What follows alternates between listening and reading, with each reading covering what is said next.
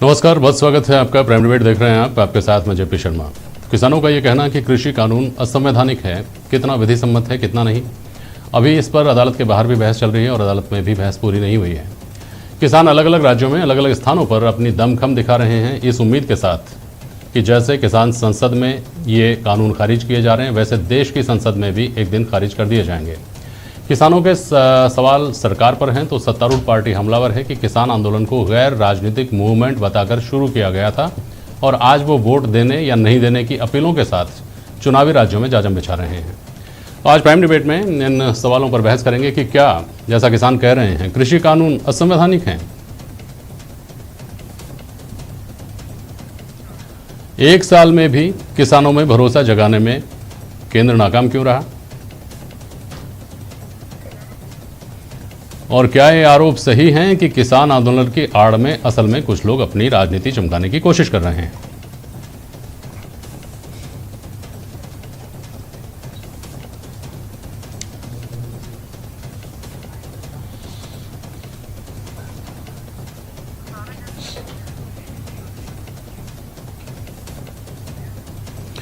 किसान नेता हिम्मत सिंह पाडली हैं हमारे साथ, आरसी चौधरी साहब हैं कांग्रेस के प्रवक्ता, सुरेश जैन साहब हैं, आपको संसदीय कार्यप्रणाली का लंबा अनुभव है, विश्लेषक हैं आप, और पुनीत कर्नावत साहब हैं हमारे साथ, भारतीय जनता पार्टी के नेता। बहुत स्वागत है आप सभी का।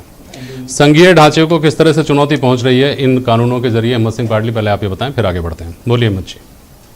देखिए, ये जो कानून पास किया गया, पहले तो ये असंवैधानिक इसलिए है कि बिना किसी डिबेट के पास किया गया, न कोई चर्चा हुई, न कोई इस पे किसी किसान संगठनों को कोई मांग थी। बिना मांग के ये बिल लाए गए और उन्होंने कोरोना की आड़ में ये बिल पास किए गए। न इसमें मोशन हुआ, न इसमें किसी सांसद का व्यू आया कि ये सही है या गलत है, क्योंकि संसद में जब कानून बनता है तो विस्तृत चर्चा होती है और उस चर्चा के बाद में कानून बनता है कि देश को ये कानून चाहिए या नहीं चाहिए। लेकिन ये बिना किसी चर्चा के आया और ये कहा गया कि कोरोना चल रहा है और कोरोना के आड़ में ये कानून लाए गए।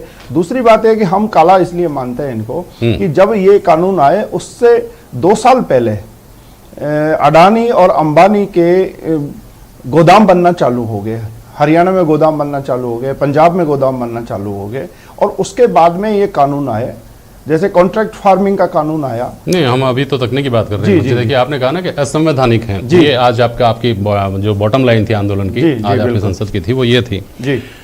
तो जो बात आप कह रहे हैं कि संसद में इसके ऊपर बहस नहीं हुई जी, तो क्या बिना बहस के अगर कोई बिल पारित कर दिया जाता है, कानून बन जाता है?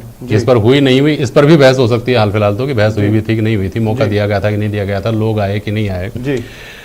लेकिन क्या बस इतना ही एक कारण है कि बहस नहीं हुई इसलिए असंवैधानिक है? नहीं, कारण बहुत हैं। हाँ। कारण यह है कि सुप्रीम कोर्ट ने भी इस कानून को लागू करने के लिए मना किया है। अभी तक सुप्रीम कोर्ट ने यह कहा कि कानून लागू नहीं कर पाएंगे। हाँ। क्योंकि सुप्रीम कोर्ट भी ये मान चुका है ये कानून में खामी है और ये कानून गलत लाए गए हैं। हमारा आरोप यह है कि देश में जो संगठन जो आंदोलन चला रहे हैं या किसान जो संगठन हैं, उनसे राय ली जाती है। यदि कोई कानून बनता है संसद में तो बाकायदा उसकी राय आती है, उसके बाद में वो पब्लिश होता है कि ये कानून है, इसमें आप हाँ या ना जितनी जो भी राय देना चाहे वो राय दे सकते हैं। लेकिन इसमें किसी तरह की कोई चर्चा नहीं, केवल बुलडोज किया गया कानून है ये, बुलडोज से कानून लाया गया और इसके खिलाफ हम लगातार 10 महीने से आंदोलन में। ठीक है जी। देखिए, स्पष्ट तौर पर इसके 2 हिस्से हैं। पहला हिस्सा यह है कि क्या कानून वास्तव में किसानों के हित में है कि नहीं है, क्या प्रक्रिया जो अपनाई गई उसमें किसानों को शामिल किया गया नहीं किया गया। दूसरा शुद्ध रूप से इसका तकनीकी पहलू है कि यह कानून क्या केंद्र सरकार को बनाने का अधिकार है कि नहीं है, जिस प्रक्रिया को अपनाकर बनाया गया वो प्रक्रिया सही थी कि नहीं थी। मैं सुरेश जैन साहब आपके पास आता हूं इसको लेकर। अगर मैं सही हूं तो संविधान का 3रा संशोधन ही ये स्पष्ट कर चुका था कि केंद्र को कृषि के मामले में कानून बनाने का अधिकार है और समवर्ती सूची में इसको शामिल कर लिया गया था। उसके बाद असंवैधानिक किन किन तकनीकी नजरिए से ये है, ये थोड़ा आप समझाने की कोशिश करेंगे अगर है तो, सुरेश जैन साहब। ये प्रारंभिक दृष्टि से देखा जाए तो जिस किसी भी प्रक्रिया से कानून बने संसद के अंदर वो वैधानिक कानूनी माना जाता है राष्ट्रपति के हस्ताक्षर के बाद में जी। सारे इंडिया की विधानसभाओं में, लोकसभाओं में 50 बार ऐसा हुआ है कि बिना चर्चा के भी बिल पास किए गए, हल्ले गुल्ले में भी बिल पास किए गए, वो लागू किए गए। तो प्रक्रियागत तो कोई गलती इसके अंदर है नहीं। और जहां तक संविधान के प्रावधानों का है तो ये संविधान के प्रावधानों के अनुकूल है और केंद्र सरकार को इसमें कानून बनाने का हक मिल गया था और उसने उसके अनुरूप काम किया है जी। लेकिन साथ ही ये भी है कि अगर कोई राज्य सरकार फिर भी कोई कानून बना देती है तो और केंद्र सरकार भी उसी विषय पे कानून बना देती है तो संविधान ये कहता है कि उस पर केंद्र सरकार का कानून ही लागू होगा। तीसरी बात यह है कि ये मामला सर्वोच्च न्यायालय के निर्णय के अधीन चला गया है और सर्वोच्च न्यायालय में ये बिंदु चैलेंज किया गया है कि केंद्र सरकार को यह अधिकार था या नहीं। तो फिर इस विषय में अब कोई बहस की गुंजाइश नहीं बची है। जो भी बहस या निर्णय होना है वो मेरे ख्याल से सर्वोच्च न्यायालय को करना है और उसका निर्णय किसानों को भी मानना पड़ेगा और केंद्र सरकार को भी मानना पड़ेगा।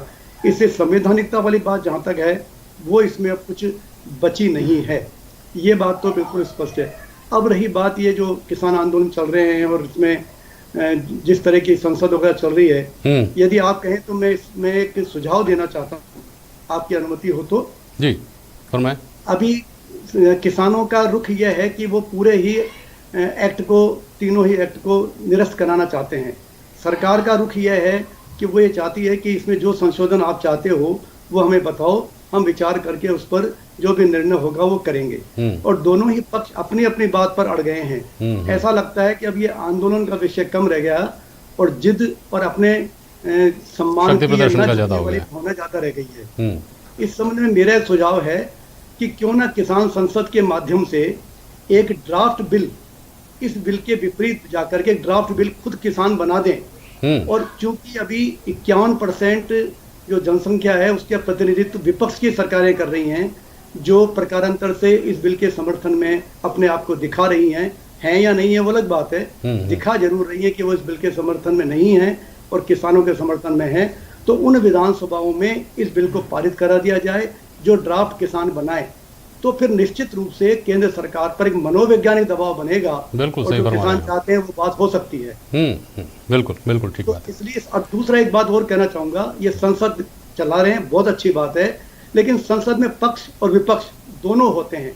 लेकिन किसानों की संसद में सिर्फ पक्ष था जो इसका विरोध करने वाला था, जो इस देखिए मुझे बहुत खूबसूरत बात कही है सुरेश जैन साहब ने। आपने अभी मुद्दा ही ये उठाया, आपने ऐतराज ये उठाया कि साहब बिना चर्चा के पारित कर दिए गए सरकार की मंशा के मुताबिक। आप भी तो बिना चर्चा के खारिज कर देना सरकार का कोई प्रतिनिधित्व वहाँ हुए बिना। हिम्मत जी देखिए, हमारा जो किसान संसद है उसमें हमने शैडो मंत्रिमंडल बनाया था और बाकायदा इस पर चर्चा की गई कि इसमें क्लोज वाइज काला क्या है। कितने मंत्रियों ने ये इसकी खूबियां बताई? किसी ने बताई क्या? हमारे मंत्री ने? हमारे 11 मंत्री बनाए गए थे, शैडो मंत्री, जिनको छाया मंत्री कहते हैं, क्योंकि हम तो लोकसभा में चुने हुए नहीं है। लेकिन 11 मंत्रियों ने भी इस बात को स्वीकार किया कि बिल्कुल ये इसमें ये है कमियां हैं और इन कमियों के आप ही के तो मंत्री है भाई साहब। जैसे आप सरकार के ऊपर आरोप लगा रहे हैं कि सरकार के तो मंत्री हैं, सारे वही बोलेंगे जो सरकार चाहती है। पुनीत जी देखिए, सवाल ये उठता है पुनीत कर्नावट साहब कि कृषि कानून है वो किसानों के पूरी तरह हित में है, किसानों का भला होने वाला है। इससे प्रक्रिया जो होती है उसको अपनाकर बनाए गए हैं और किसी भी तरह की कोई झोलझाल नहीं है, किसी भी तरह की मंशा खराब नहीं है। ये बात 1 साल में सरकार से निकलकर और किसानों के जहन तक पहुंचाने में नाकामी क्यों रही? पुनीत जी। जेपी शर्मा साहब, सबसे पहले तो मैं आपको बता दूं, आम किसान ये समझ चुका है कि ये किसान बिल, ये कृषि बिल उसके समर्थन में है, उसकी सारी स्थिति को बदलने वाले हैं। आज तक किसानों को जकड़ कर रखा गया, बांध कर रखा गया। कमीशन एजेंट और आड़तियों के दम पर किसान मंडियां चलाकर जिन लोगों ने किसान को अपने हितों तक साधने की कोशिश की, आज उनको खुला आसमान देने का काम नरेंद्र मोदी सरकार ने किया। और इसलिए 135 करोड़ का देश जहां पर कि किसान बहुसंख्यक में है, वहां मुट्ठी भर लोग इस आंदोलन को चला रहे हैं।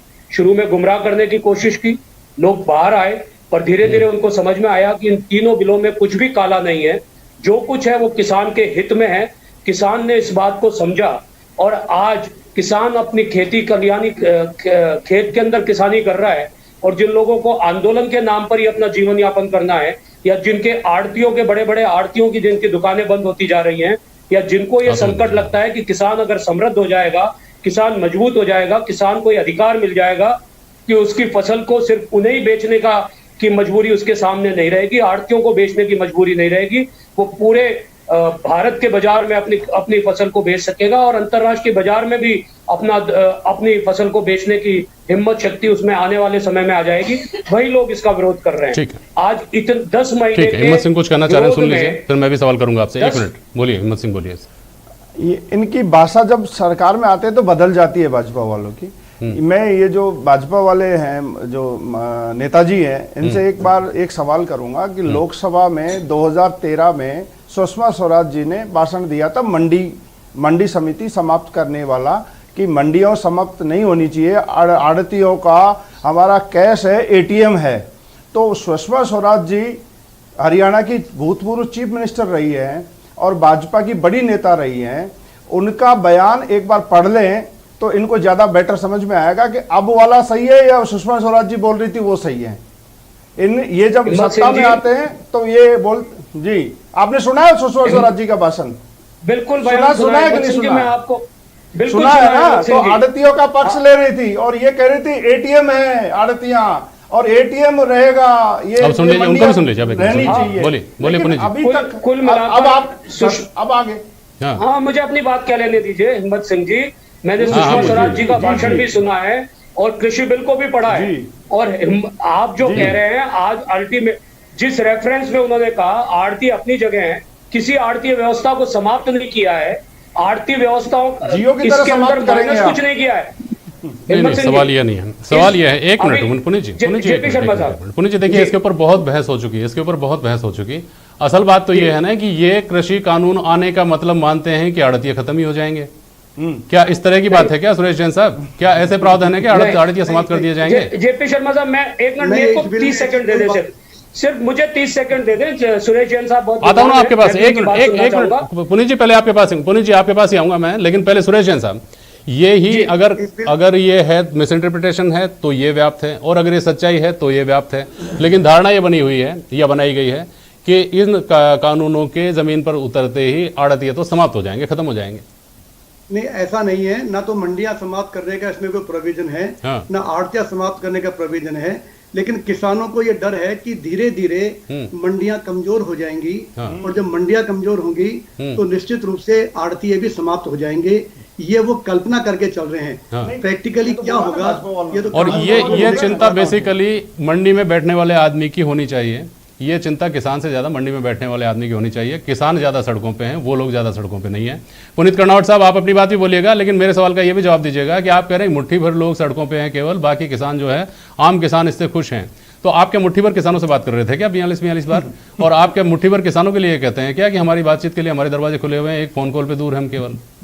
जेपी शर्मा साहब, मेरे कहने का तात्पर्य इतना ही है कि सरकार सबकी बात सुनने के लिए तैयार है और जो लोग गुमराह करने की कोशिश कर रहे हैं उनकी बात सुनकर भी उनके माध्यम से ही, उस संवाद के माध्यम से ही आम किसान के मन में किसी प्रकार की गलत धारणा नहीं बने, इसलिए सरकार ने एक नहीं अनेक बार खुले मन से उनको बातचीत के लिए बुलाया। बहुत लंबे समय तक उनसे बातचीत थी, लेकिन कोई किसान नेता ये नहीं बता पाया कि इसमें काला क्या है। राकेश टिकैत जी जो इस किसान आंदोलन का तथाकथित रूप से नेतृत्व कर रहे हैं, उन्होंने इसके लागू होने पर कहा था कि महेंद्र टिकैत जी के जीवन का सपना पूरा हो गया, हम यही चाहते थे। फिर अचानक उन्होंने यू टर्न लिया। आज 5 स्टार होटल्स के अंदर बैठकर, गुड़गांव के 5 स्टार होटल्स के रिसोर्ट्स में बैठकर वो उसकी रणनीति बनाते हैं और फिर वहां पर मैदान में आकर कहते हैं कि किसान अच्छा है ना, तो आपका सपना पूरा हो रहा है। आप किसान को उसी लेवल पे तो लेकर जाना चाह रहे थे। क्या उन्होंने नहीं कहा कि महेंद्र टिकैत जी के जीवन का सपना पूरा हो गया? क्या कांग्रेस के घोषणा पत्र में ये किसान सुधार के प्रावधान नहीं थे जिसकी उन्होंने चर्चा नहीं की? आप बताइए, क्या 2005 के अंदर, 2005 में मनमोहन सिंह सरकार इसके बारे में कोई कानून लाने की तैयारी नहीं कर रही थी? आरसी चौधरी साहब, आज किसान कह रहे हैं कि कृषि कानून इसलिए असंवैधानिक है कि ये राज्य सूची का विषय है, केंद्र सरकार को इस पर कानून बनाने का अधिकार ही नहीं है, तो आप इसका समर्थन करते हैं। जबकि जवाहरलाल नेहरू के कार्यकाल में इसको संवर्ती सूची में शामिल किया गया संविधान के 3रे संशोधन के द्वारा, और आप 2019 के चुनाव में इसी तरह के सुधार का वादा करके और गए, जो कि केंद्र के चुनाव थे, राज्यों के चुनाव नहीं थे। चौधरी जी। जेपी शर्मा जी, मैं कहना चाहूंगा कि निश्चित रूप से आप बार बार इस बात का जिक्र करते हैं कि संवैधानिक जो अधिकार है वो केंद्र को है, राज्य को है, लेकिन इस देश का सबसे बड़ा लोकतंत्र का मंदिर जो संसद है, जिस संसद के अंदर इस किसान के और देश के अलग अलग हिस्से में आंदोलन के दौरान शहादत देने वाले किसानों को जब श्रद्धांजलि देने की बात कही जाती है तो वो संसद बंद कर देती है। मौन कर देती है, चुप कर देती है।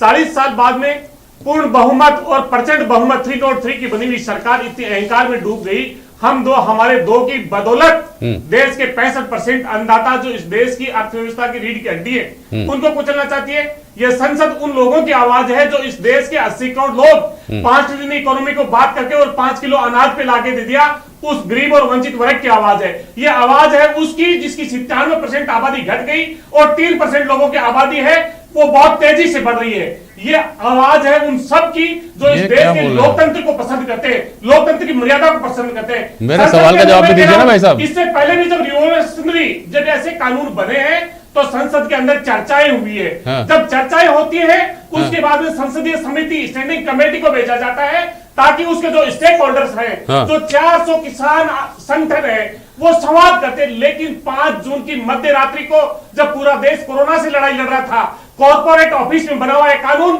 मध्य रात्रि को अध्यादेश के माध्यम से पास कर दिया जाता है। इसलिए यह देश सुप्रीम कोर्ट में नहीं इसलिए नहीं मानता है, इसलिए नहीं हुई है बहस इसलिए हुई है। सुप्रीम कोर्ट में इस दलील के साथ गए हैं और किसान ये दलील दे रहे हैं कि चूंकि राज्य सूची का ये विषय है मूल रूप से, इसलिए केंद्र को इस पर कानून बनाने का अधिकार नहीं है। सुप्रीम कोर्ट में किसान संगठन का कोई कार्यकर्ता, कोई नेता, किसान संगठन का कोई भी व्यक्ति नहीं गया। यही भारतीय जनता पार्टी के लोग, भारतीय जनता पार्टी की नुमाइंदगी करने वाला हो वहां पे गए। लेकिन अगर सुप्रीम कोर्ट की बात करेंगे तो आज आपने चौंकाने वाली बात बताई कि संसद ऐसे कानून बनाने लग गई है, संसद में बहस बंद हो गई है और संसद के द्वारा बनाए हुए कानून वैधानिक प्रक्रियाओं में उलझ जाते हैं। इसलिए संसद उनके ऊपर समय दे, संसद के अंदर किस प्रकार से चर्चाएं हो, हर जगह पे बोलते हैं। आज संपादक छिपाया जिसके अंदर रवन्ना बोल रहे हैं कि किस प्रकार से कानून बनना चाहिए, क्यों नहीं होनी चाहिए संसद के अंदर चर्चा। इस देश के अन्नदाता को जब सबसे पहले उनकी जमीन को नमन करता है, मातृभूमि की जय बोलता है, उसकी चर्चा उस संसद में साहब देखिए, एक तो आप आराम से बोल सकते हैं, आपको इतना तेज बोलने की जरूरत नहीं है।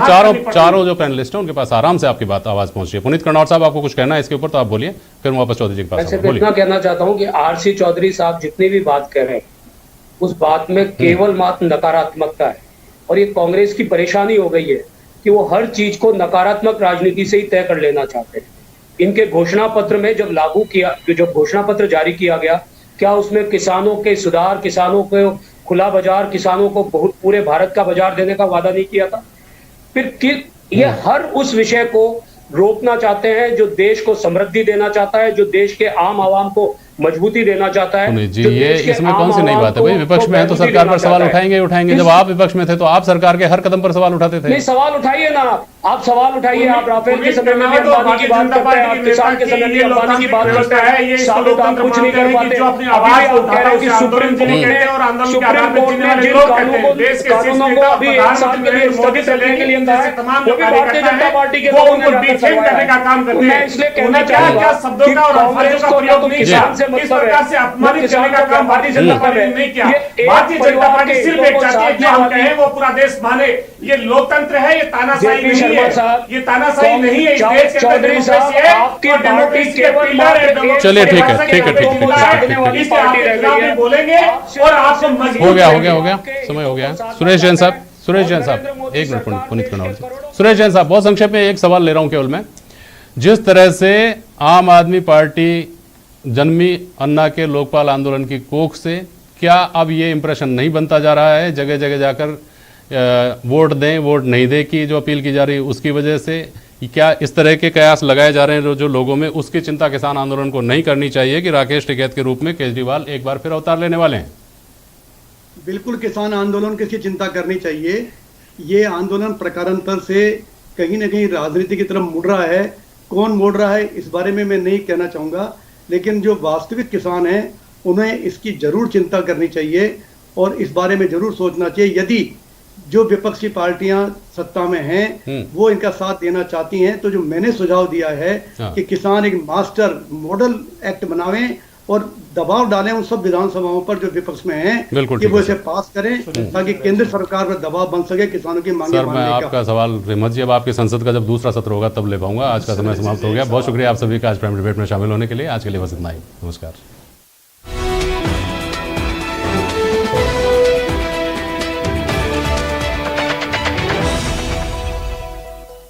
राज्य